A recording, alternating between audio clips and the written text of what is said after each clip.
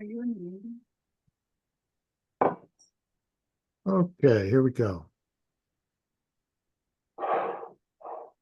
So, welcome everybody.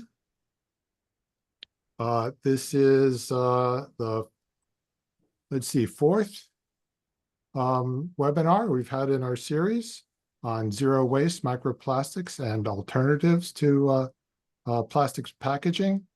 Thank you for joining us today.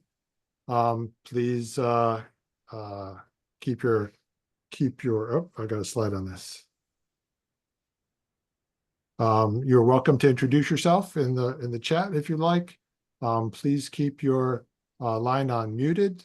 You can put questions in the chat. I'll try to organize those when we get to Q&A time. And a reminder that this session is being recorded, so no need to take notes, and we'll also be sharing our slides. So if there's any clickable links on the slide deck, you'll have those in a follow-up email probably tomorrow morning. And also, the recording will show up on the chapter's YouTube channel. So speakers today, I'm Jim Wiley. I'm the Sierra Club Pennsylvania chapter conservation vice chair. Karen Melton is a volunteer leader in Philadelphia focused on waste and wildlife. Carol Armstrong is a neuroscientist and neuropsychologist. Corinne, I'm going to mess it up. Dieterle? Whatever. Dieterle, that's it, Dieterle. Is a plastic-free consumer and an artist in, I think you're in Bucks County, is that right, Corinne? Montgomery. Montgomery County, okay. So all four of us are on the Chapter Zero Waste team. We're all volunteers in this respect. And yeah, so we're gonna share with you some knowledge about plastics. Oops. So here's our agenda. Karen's gonna go first to talk about what the meaning of zero waste is. And then Carol's kind of the meat of our presentation today to talk about microplastics and nanoplastics in our bodies, and followed up by smart choices we can make by Corinne. Okay, and then we'll have time for Q&A. So as I said, this is part of a broader webinar series, and I'll talk more about that when we complete our presentations today. So with that, I'm going to turn it over to Karen. Go ahead, Karen, and I'll be flipping the slides. Hey, thanks, Jim. And welcome, everybody. I'm glad that you're interested in this topic. We're going to be trying to cover a lot of material, so I'll talk as quickly as I can. I'm not known for talking quickly. We are going to be talking primarily about plastics, although we're talking about waste in general. Next slide, Jim. As Jim mentioned, we do have a zero waste team in Pennsylvania. You'll have this link when you get a copy of the slides. There's a ton of good information at that web address. And there's also at the bottom of the homepage for this a button where you can join the zero waste team, and you would, as a result, get emails, invitations, and be able to share information with each other. And when I was making this slide, I was thinking maybe we should add municipal to our mission statement, because really, when you think about it, it is usually local governments who are responsible for collecting and disposing of waste. And there are a lot of good resources available in case you're interested in working with your local government to try to develop their waste reduction policies. Next slide, Jim. So as you can imagine, a zero waste effort looks very different depending on where you participate in the economy. ExxonMobil, for example, if you consider greenhouse gas emissions to be a waste product, says it plans to get to zero emissions in the not too distant future. The problem is they are only basing this on their operations and not counting the emissions of fossil fuels they produce. Pretty ridiculous, but counting tricks are becoming the norm as businesses try to look green without actually changing their practices. Manufacturers face the problem that virgin plastics are the cheapest material available to them for packaging, while consumers increasingly clamor for alternatives. Local governments have no control over what residents buy, but are normally responsible for collecting and disposing local waste. Local businesses are constrained by local policies.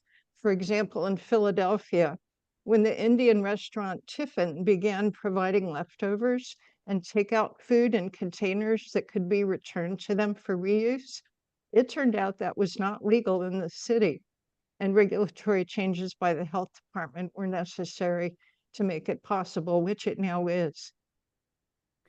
In this webinar, we're focused on the individual and on plastic waste specifically, but because we are talking about what individuals can do, I don't want you to think I am in any way buying into the industry mantra that the solution to the plastic pollution crisis is better recycling. We know that recycling is almost a joke when it comes to plastics. Almost none of it is recycled, and almost none of it is even recyclable, regardless of what numbers and chasing arrow labels are present. We know that the Keep America Beautiful marketing campaign of the 1960s was actually a strategy from the plastics industry as they recognized the pollution problem they were causing. And of course, it was a strategy intended to make sure industry is not held responsible. And it worked. Next slide, Jim. So how do we define zero waste? There's a really good definition here from the Zero Waste International Alliance that I think you can use to apply at any level from the individual to industry. But how do we look at this for our households and as individuals? I mean, we do have a role to play, and that's what we're talking about today. Sorry. For so there's a standard saying, reduce, reuse, recycle, and a lot of additional R's get added to that, kind of depending on the audience that you're talking to. As individuals, we have little control over how products are produced and packaged, but businesses do respond to consumer demand. So I like to add rebel to my list of R's. And by that, I mean making purchasing decisions based on packaging, letting producers know that you did or didn't buy their products because of the packaging, and calling out greenwashing wherever you see it. There is a UN Global Plastics Treaty Conference beginning November 25th in South Korea, but we know that industry will have an enormous presence there, actually more attendees than all of the European Union. So just as COP29, the Global Conference on Climate Change, which started this week on November 12th in Azerbaijan, a major oil-producing country, where the president gave an opening address calling gas and oil a gift to the gods. So we're definitely facing an uphill battle here. And I'm going to turn it over now to Carol to talk about all of the health reasons we should try to keep plastics out of our lives. Thank you. Yeah, thanks, Karen. I just wanted to let you know this this chart is in our slide deck to talk about, you know, kind of the priorities of avoiding waste to begin with, down to avoiding, you know, unacceptable things that are going to end up in the trash after one touch. Okay, so next is Carol. Please introduce yourself and start your share. You're on mute, Carol. Sorry, I had to do an alternate way of sharing and I haven't done it properly. Let me just not try to do two things at one time. I'm Carol Armstrong. I'm a neuropsychologist and did neurocognitive research at the University of Pennsylvania for many years, and am largely retired, but have shifted my interests to environmental and especially watershed restoration. And because of that, I have unfortunately gotten involved in the problem of plastics. So give me a second here while I get my slides up in the proper way. Let's see, we said it was Control Tab. There we go. Okay, almost there, Jim. Okay. Come on, where are you? Karen, there was one a question in the chat. Maybe you can respond in the chat. Will do. Yeah. We just did this, Jim. Let me try it again. Of course.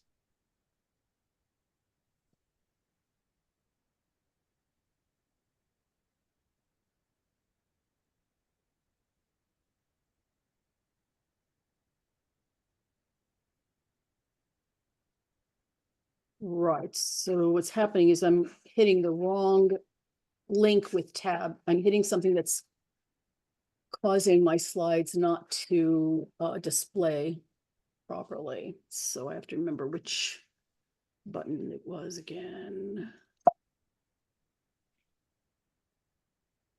Sorry, everyone. You want me to run them? Let me try it one last shot.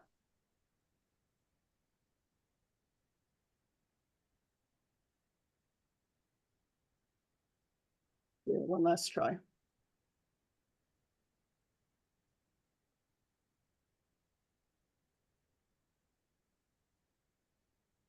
This doesn't work then, yes. Yep, it's gone. So okay, Jim, take it away. Jim's going to advance them for me. How's that? Great. So yes, why don't you just go ahead to the next slide? I'm going to emphasize both the risks and the reality. This this has a bunch of animation. Just go past this slide while I'm talking, please. This is a very brief. Can you flip through that and get rid of that slide? Enter, enter, enter. Yeah, just enter until it's all gone, until you go to the next slide. So I'm going to be giving a very quick overview of this. We can, have a longer presentation if needed to. So first I want you to look at the left. This is Pennsylvania's newest cracker plant. It's in Western Pennsylvania. It was built by Shell. It went online in 2022. It's on Raccoon Creek and the Ohio River, part of the attempt to build up petrochemical and energy facilities on the Ohio River. It is hit the return. It is permitted by the Department of Environmental Protection in Pennsylvania to emit 522 tons of volatile organic compounds every year into the air, 30.5 tons of hazardous air pollutants, hazardous defined by the EPA as lethal, and 323 tons of fine particles, which have long been associated with very morbid diseases. It's also allowed another 620 tons of fugitive releases of VOCs, volatile organic compounds, every year, which are, I didn't mean to do it, by mistake, they were admitted. But in 2023, people who live in this county, Beaver County, began to find they were experiencing damages from excessive releases. And I'm sorry, actually in 2023 is when the PADEP, Department of Environmental Protection's, fined them, and they're following up on that, and fined them for their emission violations. But now I want you to look at the graph on the right, hit return. No, go back. There should be a, Try it again. All right, Sorry, let's go that back. didn't come through. It's not working. That's all right. If you can see that graph on the right, what I want you to notice is that, and try to follow this here, from 2000 to 2020, that's the darker blue area, more than half of all the plastics ever produced were made. Okay, so this is, you know, that plastics have come into our lives back around 1950. Well, look what's happening. There's been a huge expansion of it in our lives. And the graph, which is relatively accurate, is telling us what the petrochemical industry is planning as their sources for fossil fuels goes down due to our greater use of sustainable energy sources. They have changed their business model to not decrease the amount that they're mining, but instead to convert it to petrochemicals, which means plastics and other chemicals. And so they're planning to increase plastic production by at least 4% every year. So that's what you're seeing here. 4% of a large amount is a large amount. So it just keeps going up into our foreseeable future, the amount of plastic that's going to be produced. Okay, next slide. And just a quick reminder, see if animation comes here. Click it again. Yeah, so just to point out here that right now, or I should say in 2016, there were 215 megatons a year of plastic waste generated in the United States. But by 2040, that's going to double. In 2016, there were, a lot of plastic leakage to the ocean, which is going to triple. And last click, the plastic stock in the ocean is expected to quadruple. And we're discovering from oceanographers and macroplastic researchers that, in fact, there's not as much in the ocean as expected based on what we are generating and losing in the environment. And that means that a lot of it is being stuck in our rivers and streams, in the vegetation, in the soil, and also on land. Click. So I need to remind everyone that when we see plastics, microplastics, this is not plastics decomposing. Scientists have modeled that plastics will take hundreds to thousands of years to break back down into natural elements. So what's happening, that's an awfully long time from now. And what's happening is we're building up the breaking down of plastic. So one example on the left is an object made of plastic, and it just breaks down into shards. It breaks very easily in the environment, or it may be a woven type of plastic, and then it just breaks down into fibers. And in fact, of all those studies I've read, microfibers are the most common form of plastic found in all waterways around the world. So to define, microplastics are any plastic particle that's less than 5 millimeters.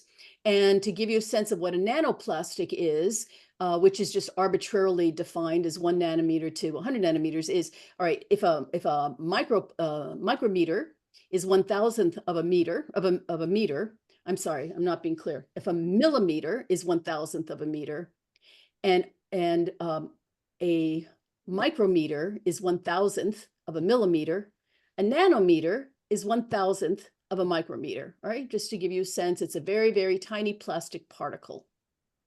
Okay, click.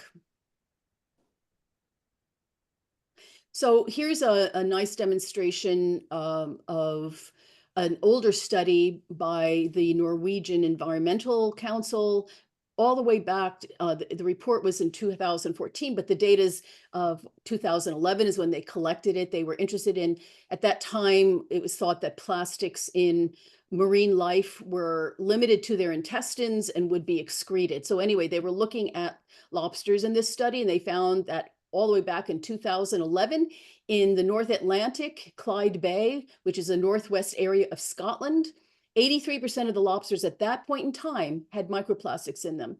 And 62% of those lobsters had these balls. So these are wound up balls of microplastic fibers that clearly would affect the animal's ability to eat, experience hunger, perhaps excrete it. I don't know, but obviously it's not a healthy thing.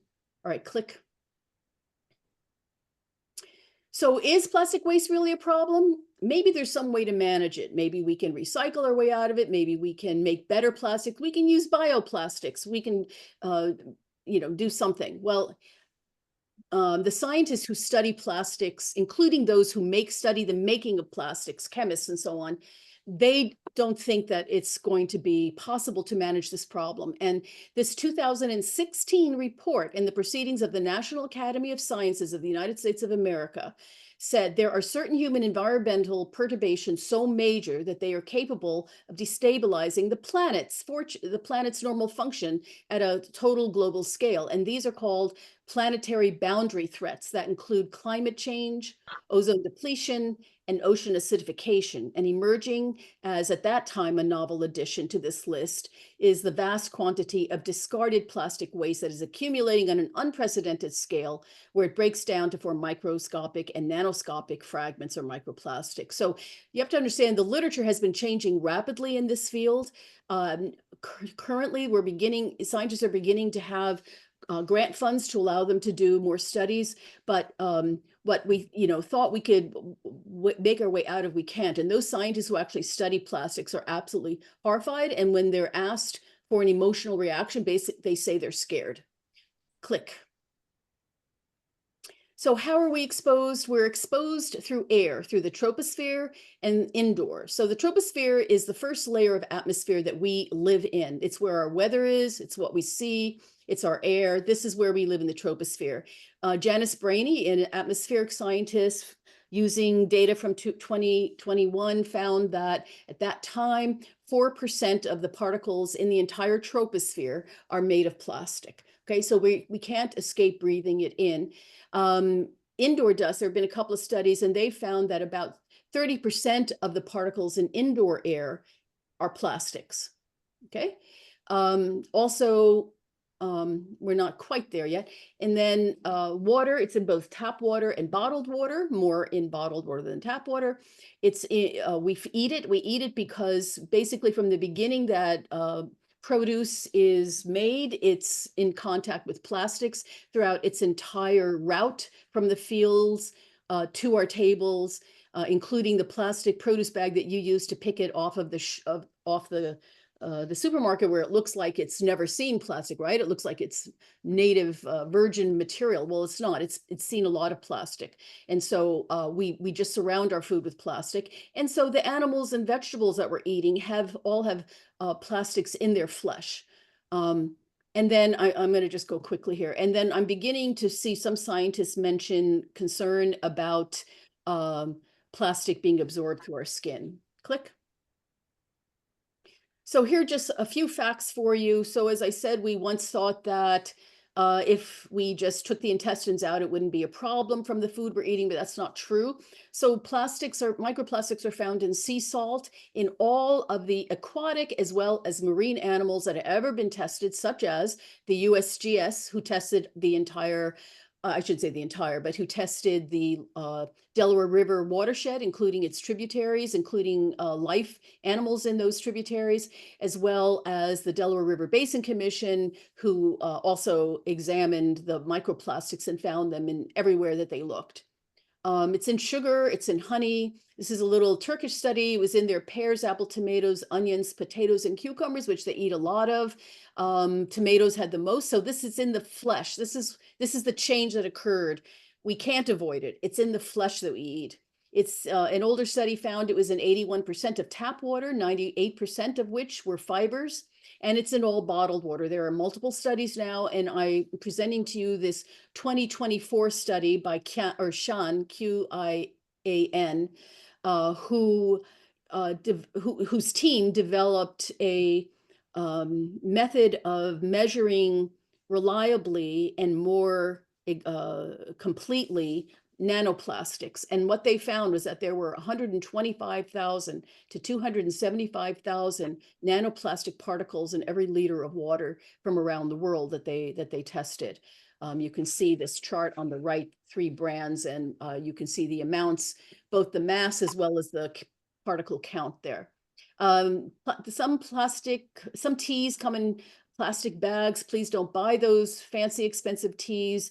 14.7 billion nanoplastics were found coming out of those tea bags because of the heat. It's in beer, it's in toothpaste, it's in propylene baby bottles. Now this requires a note. So in 2012, the FDA banned BPA in baby bottles Because it's an endocrine disruptor, even though it's in all Americans. So it was switched, baby bottles are switched to polypropylene.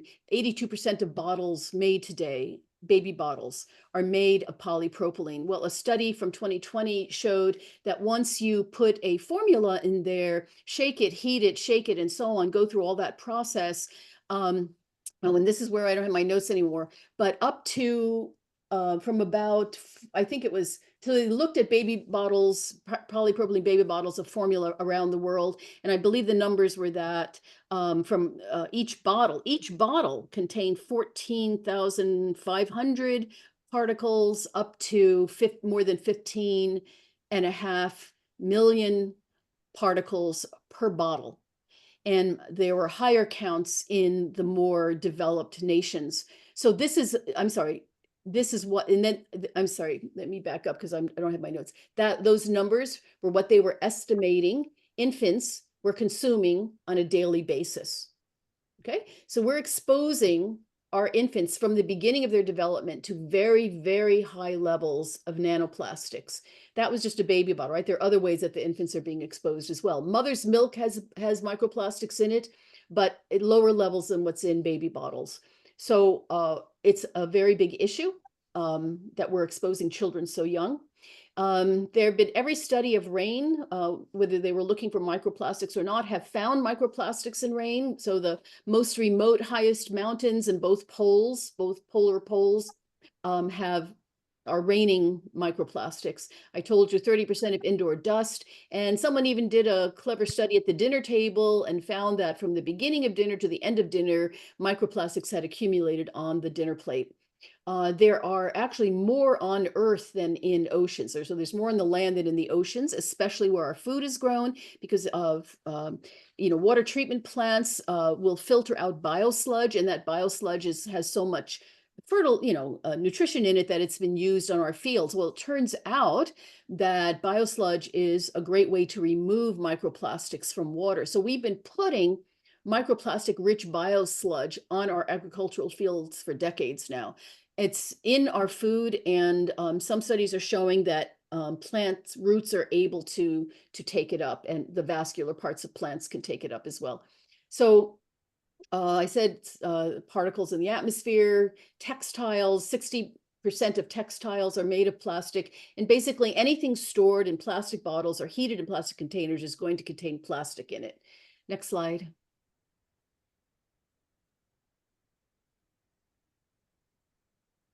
So who's at risk? Well, everyone's at risk, and all life is at risk. So that's because plastics not only include the chemicals that were made into them in order for them to be useful, right? Plastics are not useful unless chemicals are added to make them UV ultraviolet resistant, or heat, or whatever, or make them colorful or hard or flexible. And so when plastics are released to the environment, those chemicals leach out. They leach out as soon, so plastics start producing microplastics and leaching their chemicals from the moment they hit the environment. This is not an exaggeration, okay? It's just the way plastics are made. So everything, any movement on them, any abrasion, any stepping on them, wind, water, cold, heat, ultraviolet, sunlight, everything causes them to start breaking down. But they also are carriers of other contaminants. Anything that is not anything that is hydrophobic, meaning that it won't dissolve in water. So anything that won't dissolve in water will adsorb onto plastic. That word is ADSORB. That means that it sticks onto the outside of plastics. This has been demonstrated over and over and over. It happens as soon as the plastics hit the water. And that includes other chemical additives, as well as heavy metals, even some living things like macroinvertebrates. One study found that there were 1 million times more of these contaminants on plastics than even was in the ambient water around the plastics. These other materials just are attracted to plastics. Also, bacteria and viruses, including bacteria and viruses that can make us sick, will adsorb onto plastic, so it transports diseases. Nanoplastics are an important issue because all of this, there are a number of studies now that are comparing the sizes of plastics and their impact in their study design. And what's been consistent is that the smaller the plastic, and even the smaller the nanoplastic, the more impact it has, the more damage it has on the organism, the more of them that there are, and the more widely dispersed they are in the body. So nanoplastics are the really big problem. The textbooks used to say that, well, microplastics can't pass the cell walls and they can't pass the blood-brain barrier, but their chemicals can. But now we know that's not true anymore, because nanoplastics can pass the cell wall and can pass the blood-brain barrier. Denser plastics have their own issue, because they will fall to the bottom of the water columns and accumulate in sediment. And one scientist told me that once 5% of the sediment has plastic in it, it will disturb the entire web of life, because it then damages. I mean, the smaller, in studies, when they give smaller organisms tiny amounts of plastics, they die easily. I mean, it won't cause a larger, like a fish, to die right away. It will cause the fish who eats that thing to become abnormal in its behavior and to not feed properly. But it's the smaller organisms that actually die from eating these plastics, and they die quickly. Anyway, if you click again, Jim, microplastics damage the immune system and cell functions. They cause oxidative stress, they affect the immune system, and they cause greater amounts of mortality. So click one more time, see if it works. So the plastic, all right, go back again, I'm sorry. So the plastic itself can be harmful, but it also transports other potentially harmful substances. Okay, click please. So one of those is endocrine, you can click again. One of those is endocrine disruptors. There should be a picture coming up here. Endocrine disruptors mimic, block, or interfere with hormones. So when hormones go to a cell to fit into a synapse, if it's an endocrine disruptor, it'll fit into the synapse instead of the hormone. Hormones help the cell communicate within the cell and between cells. So endocrine disruptors have been found to affect early sexual differentiation as well as neurological development in developing organisms. And endocrine disruptors are quickly increasing in their use in our environment. So the consensus is that the inclusion of endocrine disruptors early in an animal's development will lead to changes in sexual orientation and behavior. So it doesn't change the sex, it changes the orientation and the identity, the gender essentially of the organism when it's exposed early on. Now, it's premature to conclude that it's actually causing for example, gender dysphoria or things like that, because you don't know how many chemicals the organism is being exposed to, which are the chemicals, how much of, what's the dose that's necessary to do that. And there are many questions that will be very difficult for us to answer, but there is a consensus that it does cause a change. And now there are papers coming out, I found 2 so far, anyway, there may be more, that show that phthalates, which is a chemical often added to plastics, is related to gender dysphoria. Okay, so on the right is a picture of a fish. This is from an older study, by the way, also all in the Delaware River, Susquehanna River, and Ohio River have been found to have not only testes. So I'm sorry, these are male fish with both mature sperm and developing sperm, but they also have eggs in them. So this was an example of endocrine disruptors and other chemicals affecting fish in the water. Okay, next slide. I won't go through all of this. I just want to point out that all these chemicals in black on the left are things that are either added to plastics or actually are produced in the by the production of plastics, such as dioxins. Dioxins are not put in plastics, but they can come out of plastic production.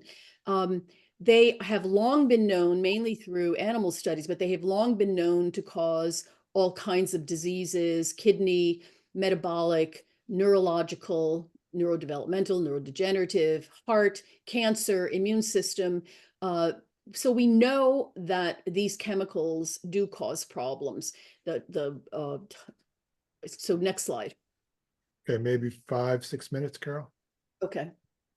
Okay, so I'm going to go through these super fast because I want to get to what do you do about it. So this is one of now a few studies of the plastics in our blood. They found that 18 of 20 blood donors had plastics in them. There were certain types that were most common, polyethylene. This is the most commonly used chemical in the making of plastics, and the most prevalent chemical that they found were phthalates, once again. All right, next slide. All of the studies, I would be able to tell you how the scientists controlled their sampling and their studies in order to prevent confounds to the findings as much as possible so that the results are as reliable and valid as possible so that we can try to make inferences from them. But I can't tell you in these studies now. So because we don't have time. So this is a really good study of 257 people who had carotid endarterectomies. And they found that of those 257, 150 of them had plastics in the plaque that came out of their arteries, and 107 of them did not have plastic in their plaque. So plaque plus or plaque minus. The plaque plus patients who had plastic in their plaques had a 4.5 times higher risk of an event of myocardial infarction, stroke, or death from other reasons. All of them had polyethylene, and 12% of them had polyvinyl chloride, which is, I think, the second or third most common plastic made. And most of the particles were nanoplastics. I want you to see there on the right, the two top slides are showing you the nanoplastics that were found inside the macrophages, which are cells that respond to and cause actually inflammation in our blood cells. And in our blood, I mean, and then the other picture is of the nanoplastics that are also in the bloodstream outside of the macrophages. And below are two examples of cytokines that, which are proteins that are involved in inflammatory processes that were on the left. If you look at the tan dots, you'll see that those patients who had nanoplastics had much higher levels of these inflammatory cytokines than the patients without nanoplastics. Okay, next. This is, again, a very recent study of a series of studies on plastics in large intestine. All of the studies have had the same result, which is that all subjects have microplastics in their intestines, in their feces, in their intestines. In this study, there was an average of 331 in the segments that they examined.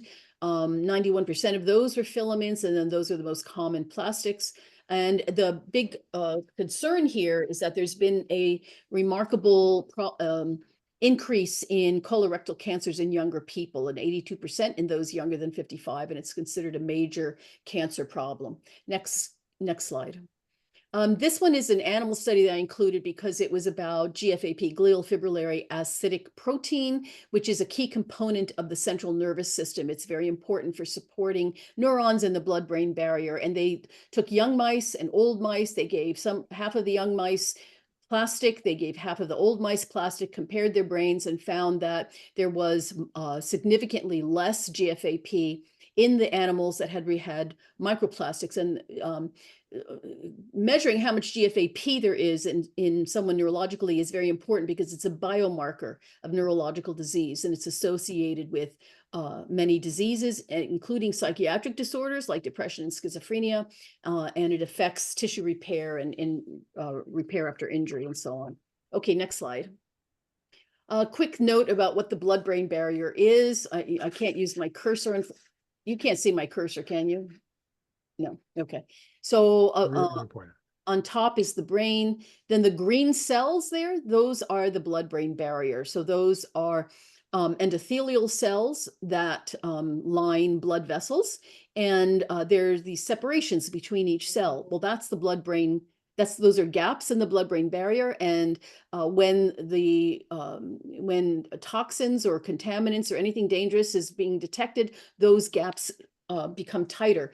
The problem is plastic is able to signal for the gaps to become more permeable. Next slide.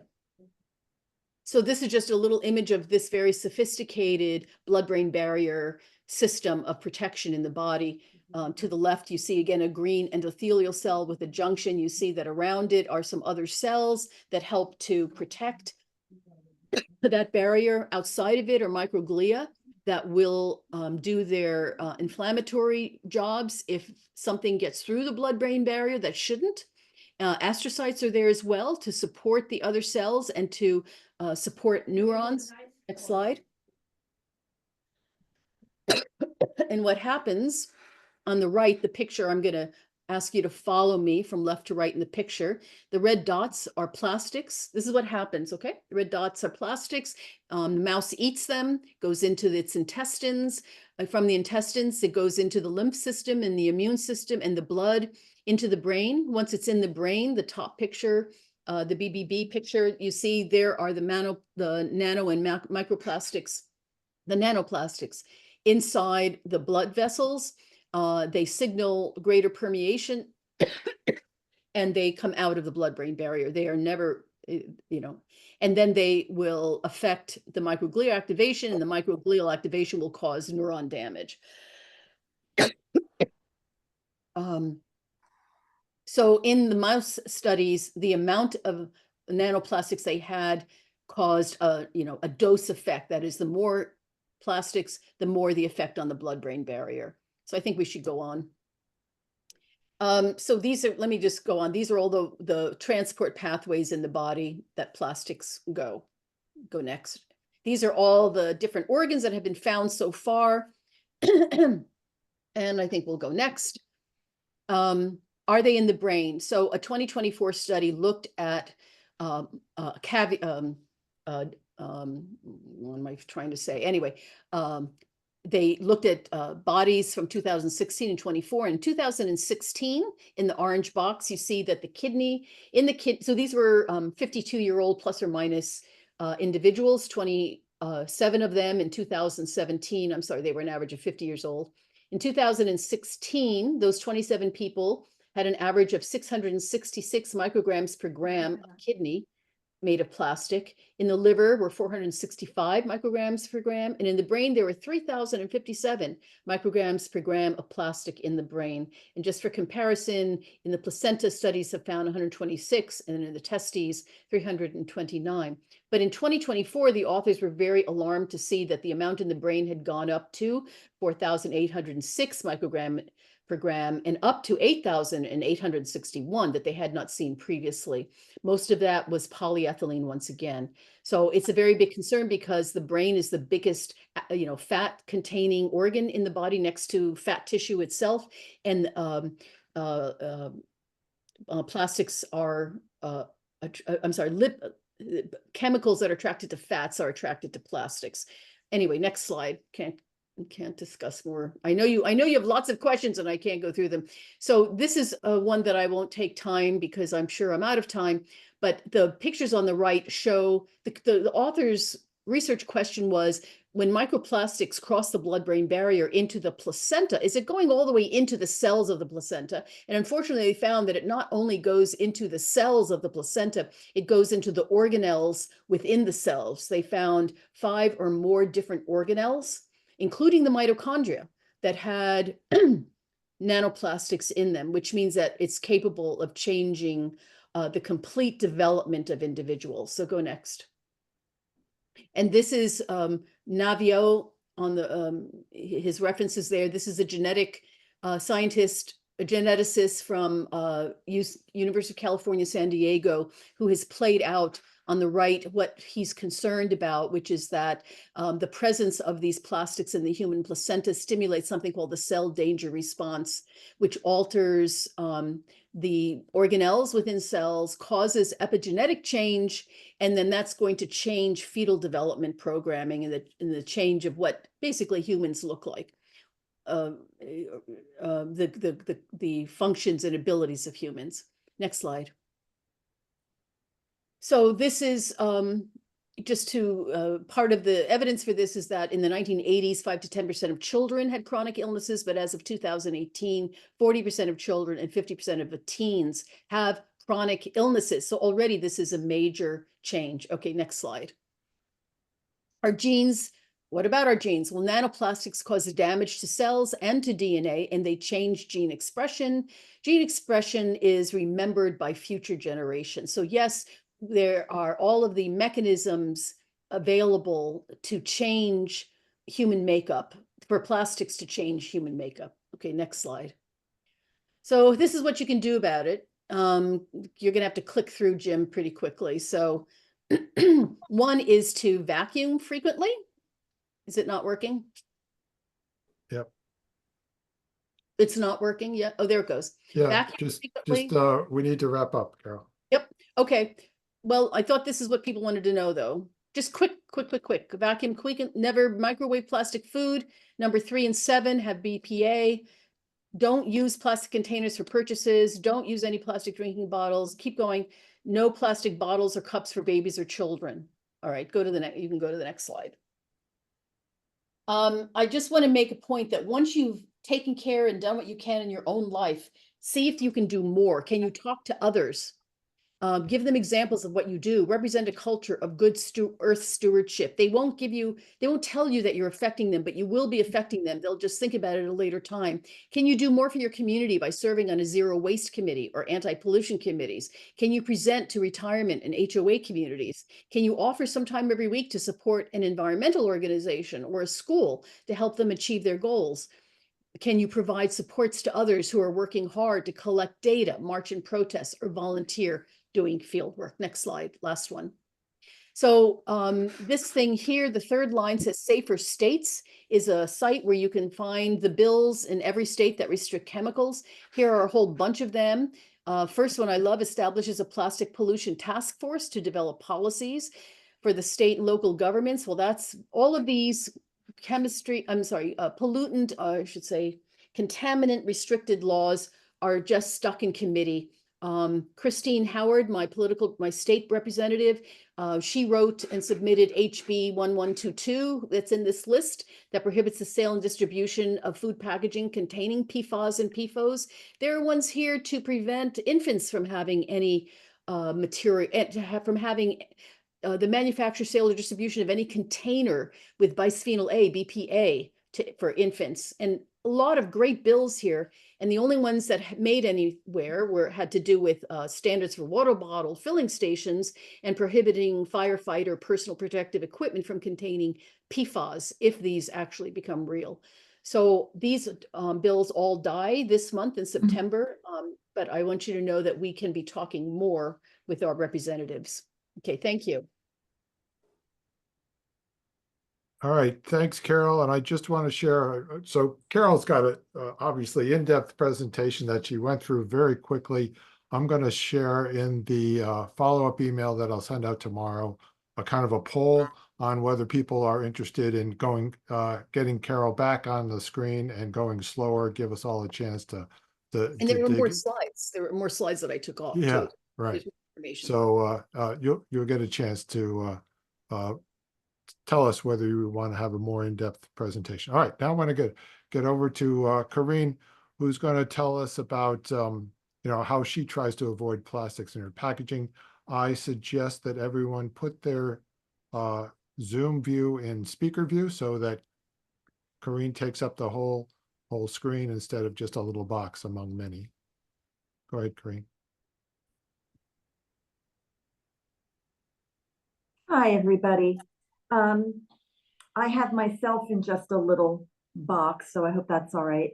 But first of all, that was a generous introduction that Jim gave me. I do not live 100% plastic free. It is very difficult in our country to do that. I do my best. There's a lot of things I don't buy because of the packaging, as I'm sure many of you do. But I just wanted to highlight some things that you may or may not know. So in a little bit, I'm going to flip my screen to the things I have assembled on my kitchen table. But before I begin, I do want to really emphasize backing up some of the things that Carol said about products that you consume. I really want to encourage you to not purchase things in particular like vinegar, mustard, ketchup, hot sauce, things that are acidic in plastic, because the acidity of those products is actually leaching even more of the plastic out and into your bloodstream. And that's very concerning and not necessary. I mean, there's great sriracha hot sauce in a glass bottle. There's wonderful vinegars and mustards in glass. So for the sake of your health, your children's health, and your friends, you can even make lovely gifts of upscale vinegars and things to people and give them the little spiel of please don't use these products when they're packaged in plastic. So I'm going to flip my screen and hope that you can see everything that I want to talk about. Oh, and before I do, which might seem a little off topic, for about $100, and I've been using this product for several years now, I got through Amazon a under my kitchen sink filter made by a company called Wooder, Wooder. The Philadelphia area people will appreciate the pronunciation of that product. And I put it under my sink. It's so easy to install that even I did it without assistance. Because that's my primary water source for cooking and drinking in my home. It's not my only source. I do have an upstairs bathroom, but it is my primary source. They say it's good for 3 years. And somebody who is on this zero waste team recommended a company that she used as a scientist to test for PFAS in streams. So I took a water sample from my kitchen and sent it off to this company, which we can find later and send to you. It was a $75 test, very reasonable compared to many of the tests that are $400 and more out there. Anyway, my filter came back, I had 0 PFAS in my water. And I know that the test scores were ethical and reliable because that very same company that I paid $75 and I sent my water sample to is also in the business of selling remediation filters for PFAS. So they would have liked, you know, the opportunity to have sold me an additional product, and they did not. They said I had 0. So again, it was a water under sink filter, lasts for about 3 years, costs about $100, easy to install. And besides lead and other things that are potentially concerning and that I didn't want to leave up to my local water authority, I know that I don't have PFAS in my drinking water. So products, I'm going to start over here on this side of the kitchen table. And it's difficult sometimes to find produce that is not in plastic packaging unless you go to a co-op or you go to a sympathetic store such that is co-op-like, but they are around. And I just found that for myself, even though I terribly miss raspberries, they're one of my favorite things, I'm just not going to buy things in plastic packaging that also have the double whammy of coming from places like Chile or thousands of miles away. So right now we're blessed with wonderful pears and apples, persimmons. In some cases, figs are pretty much on their way out, but there are local fruits and vegetables that come without plastic packaging and are delicious and great for you. In the world of fish, you're probably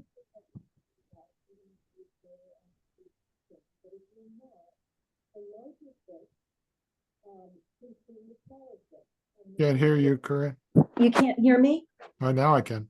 Okay, and the buildup of heavy metals in the fish, the larger fish, is concerning to your health.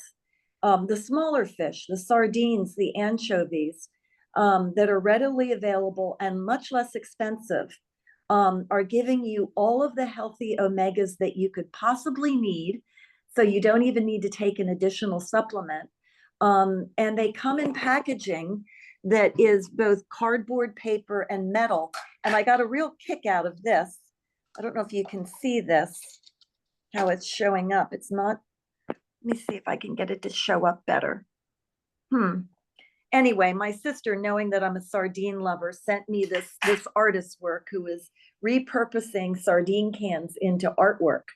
So there's all kinds of fun repurposing things you can do.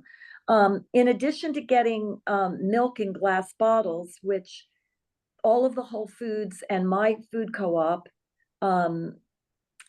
offer, and actually I went to get my milk and they were out, so I have to wait until tomorrow to get my milk. But that is an easy thing to do, and it's quite a pleasure, actually. It's an act of rebellion that we need to almost gift ourselves at this point in our odyssey of trying to live on this planet in an ethical and kind way. So I wanted to highlight that in addition to milk in glass bottles, there are also dairy products that you can get without even the little plastic cap. And I'm a big consumer of buttermilk for lots of reasons. And there are companies out there that are making it completely in waxed paper. Tea, buying your tea loose. I actually make my 1 cup of coffee a day and my tea in this little unit. And I don't even use a paper filter for any of that. I'm able to boil my water in my little metal cup on the stove, the stainless steel cup container. And with this filter, filter my coffee, ground coffee, throw the grounds out into the garden, use the diluted water after that I clean my pot to water my plants, and they get extra nitrogen that way. So it's, again, these little acts of, I don't know, just consuming less and feeling more connected to the food that we eat. And it actually is one of the things I feel. There are plastic bags, which I've used. I don't use plastic bags much, but the ones that I have, which I bought at Giant, are 100% plant-based. I was counting up today. I haven't bought plastic film wrap in 42 years. So it's absolutely not necessary to have that product in your home. And I promise you, it's not doing you any good to be wrapping your food and having it leach into your food when you can use wax paper or just a plate. I often just put a plate on top of a bowl in my refrigerator. So now moving on to the laundry room. There are lots of products. Again, I bought this at the Giant. Is it showing up? I don't know how things are showing up and not showing up. You're not quite in front of the camera. There you go. Okay. So this product here, I bought these detergent leaves at my Giant grocery store, and they're cost effective. I think they work fine. I've heard people say, oh, they're not as effective as what you get in a plastic bottle. Maybe I just have low standards, but I'm perfectly satisfied. I will say that this product and this other product, I put them in a bowl, in a stainless bowl with hot water to let them fully dissolve, because I wash in cold water, and I don't want to take, I don't want the possibility that they're not going to fully dissolve. This is a product which I bought at Whole Foods. Where's my camera? For $10. So it's a little pricey, but it's like an extra powerful cleaner. And you see this tiny little cap that's on it. That's, oh gosh, not even 3 inches high. You use half a cap. And if you've got kids that, have, really grubby clothes, this stuff is fantastic. It's so concentrated that it's actually really not expensive.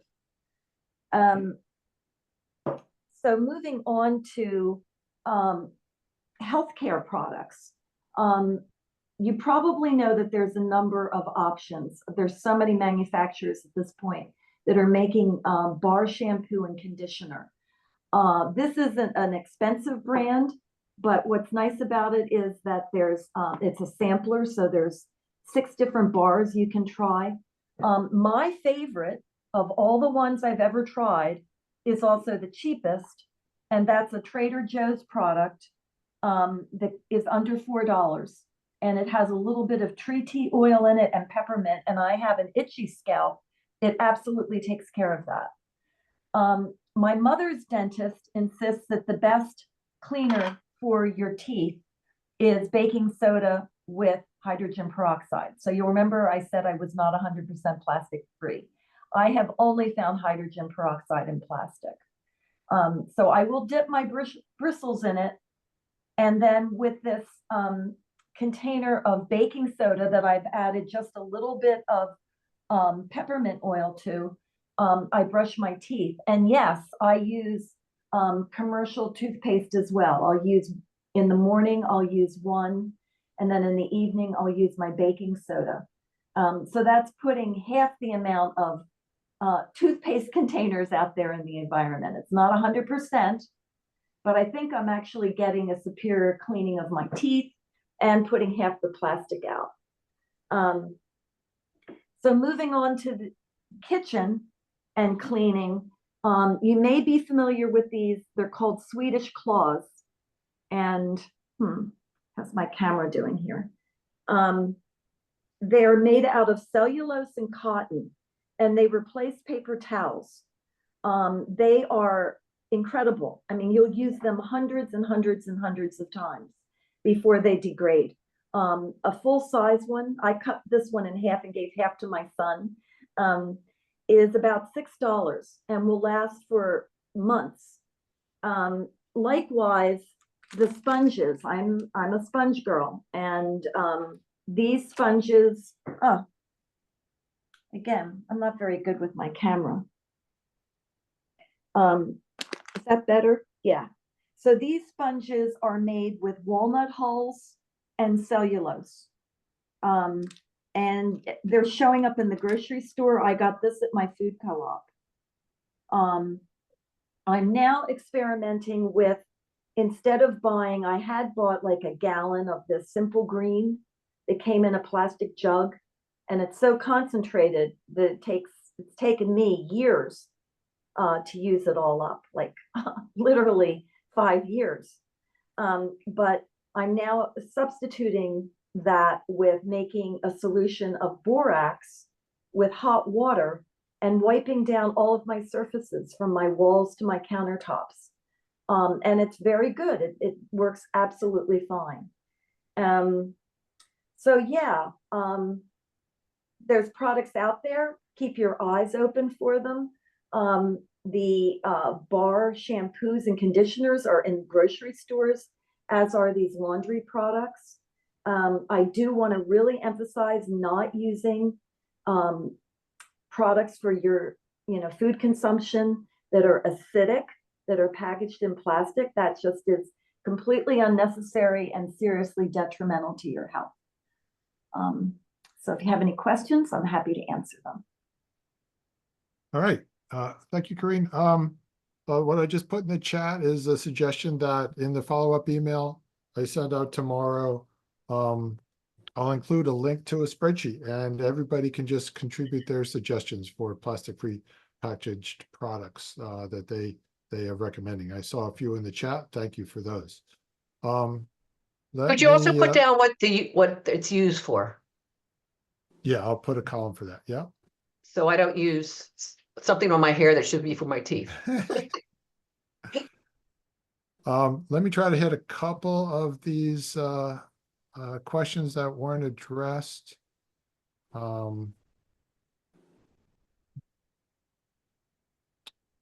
Sally asked about reverse osmosis filtering for our water. Does anybody know if that really filters out all the plastic? Do you know, Carol? Well, I know that Seems like it has to be a microplastic specific filter. So the general filter, someone else put another filter in the chat, and I looked at it. It wasn't for plastics, microplastics. So there are filters for microplastics. Of course, it won't filter out the nanoplastics, but it will filter out, larger microplastics. So they are made. There was a study that was done that compared them with an older technology called Corabels, and they found that the filter that you, well, this one was attached actually to your washing machine. It was trying to filter them from getting into the air and water. Anyway, that they worked for that purpose. So in any case, just that filter, whatever it is, has to say specifically that it filters microplastics. And if you really want to know, and we should really want to know, we should go to the manufacturer and say, well, what size, what's the smallest size microplastic that it will filter out? They should have that information. If they haven't done those studies, then I don't know how you can trust the product. Yeah, my understanding of the reverse osmosis is they're, effective in many ways and very expensive. Okay, thanks. So Katrina asked about if microplastics could be a reason for the overall decline in fertility. Carol, do you know if there's studies that address that in human fertility or maybe just animal fertility? Yeah, so I appreciated the question that she sent out. I haven't looked into that and told her I would look into it for the future. So I Okay. don't know. I don't know. There are many, unfortunately, there are many things that impact development, but we're talking about microplastics and its chemicals. So thanks for that question. I just looked up, reverse osmosis can be used to filter out microplastics, but again, the issue is, was the filter designed? Remember, if a filter is made of plastic, that's an issue as well. So it's the devil's in the details, I'm afraid. Okay, I might have missed a couple questions in the chat. If anybody wants to just raise their hand or come off mute and ask a question, we got time for a couple. Really appreciate everybody staying in here so long. Go ahead, Melinda. Oh, one of Carol's slides, Carol, it said something plastic, something in oceans and plastic stock in oceans. What was the difference? No, I think the difference is between the plastic that's being released to the environment and the stock means the amount that's building up in the ocean. Oh, so that second column was The plastic waste that's escaping to the environment. into the environment, not oceans. Okay. Yeah, I'll look it up. I'm going on memory here. Let me see. Yeah, it's the leakage. So the amount that's leaking to the ocean versus the amount that's building up in the ocean. Like So for example, 11 million tons per year in 2016 leaks to the ocean, but now there's a stock of 150 megatons, not million, megatons per year. So there's a difference. So the leakage adds to the stock. Yes. yeah, Okay. like the difference between the national debt and the national deficit. Yeah. All right, let me wrap up here. I got a couple of slides to share. So as I said, this is a web series. We've got 3 more coming. Tonight is the air quality monitoring. You can still register for that. On November 21st is stories about fracking in Western Pennsylvania from the Center for Coalfield Justice. And then on December 5th, electric vehicle myths. And I think we'll also, our panel will also try to share what we know, what we can predict about the future of tax credits for electric vehicles and chargers. So as I said, this is being recorded, and you can find this and all of our webinars on the Pennsylvania Chapter's YouTube channel. And thank you all for joining us today. I appreciate it. Yes, let me find the recording.